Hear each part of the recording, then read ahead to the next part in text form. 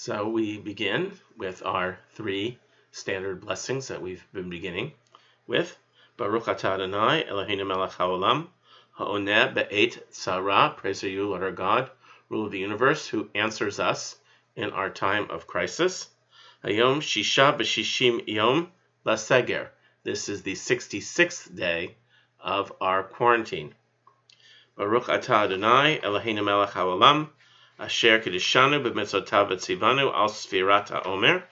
Praise to you, Lord our God, ruler of the universe, who commands us to count the days of the Omer. Hayom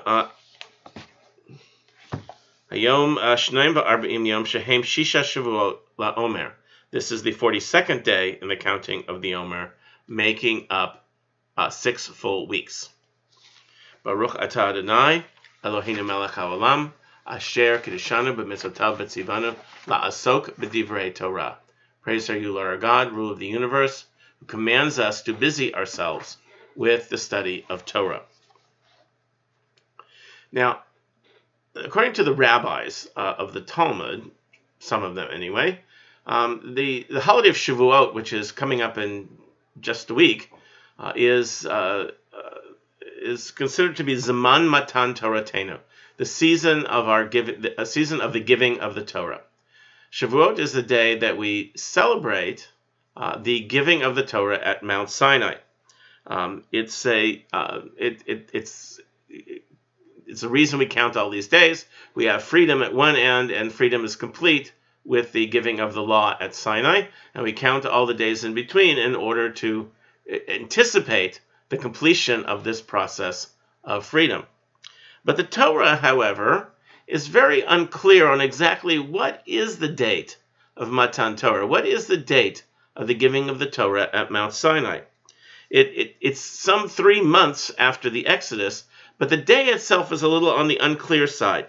And it's not really sure where we're counting those 3 months exactly from. The Torah just doesn't give us an exact day. So, of course, the rabbis try to fix that. One of the places that they look is in this counting of the Omer. We're counting the days from Pesach to Shavuot. And therefore, it's 7 weeks from, well, that's the question. Where do you begin that count? The 7 weeks, that we understand. But the difference is where you begin it. The Bible is unclear. It says on the day after Shabbat.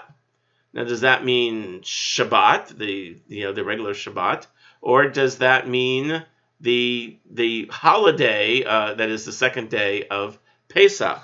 And it makes a big difference. You would think that what's it? A few days difference? Yeah, but it makes more than just a few days different. If we're counting from the second day of Pesach, then we count 7 weeks, and we'll discover that Shavuot will always fall out on the 6th day of Sivan, because if it's start on the 15th day of Nisan, then we count 7 weeks and we end up on the 6th day of Sivan, and that's simple. But if we count it from Shabbat, well, the Shabbat of Pesach can fall on any day of Nisan. There's no one particular day that will fall on. So therefore, if the day that we begin the count is a variable, then Shavuot will not have a set date. It would be any time. Shavuot could fall, any time within a range of basically a week from the 6th of Sivan. And it makes it even more confusing because most of the time in the Talmud itself, Shavuot is not really called Shavuot. The Talmud knows Shavuot as Atzeret. Now, usually we think of Atzeret, we think of Shemini Atzeret, which is at the end of Sukkot. But Shavuot is considered to be the Atzeret, the concluding festival of Pesach.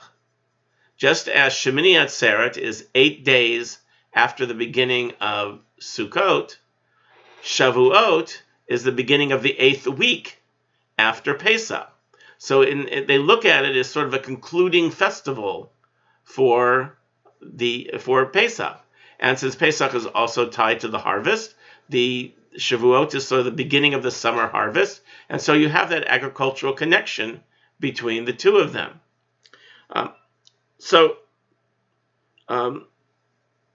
in the 2nd century, There's a book called the Book of Jubilees. It is not part of the canon of the Torah. It's a separate document that's part of the Apocrypha. And in the Book of Jubilees, it talks about Shavuot as a day of harvest. And then it goes into a historical matter that says Shavuot is the day that God made a covenant, not with the people of Israel at least, but with Noah after he got out of the ark.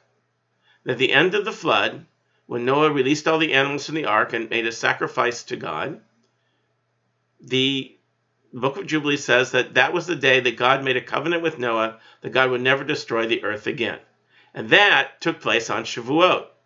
And since it became mostly forgotten over all the centuries, when God made a covenant with the people of Israel at Mount Sinai, not when the Torah was given, but after the Torah was given, the people ratified this covenant between them, that took place on Shavuot, that the one covenant on the mountain of Ararat is followed by the covenant between the people of Israel at Mount Sinai. So it's not about the giving of the commandments, it's about ratifying those commandments.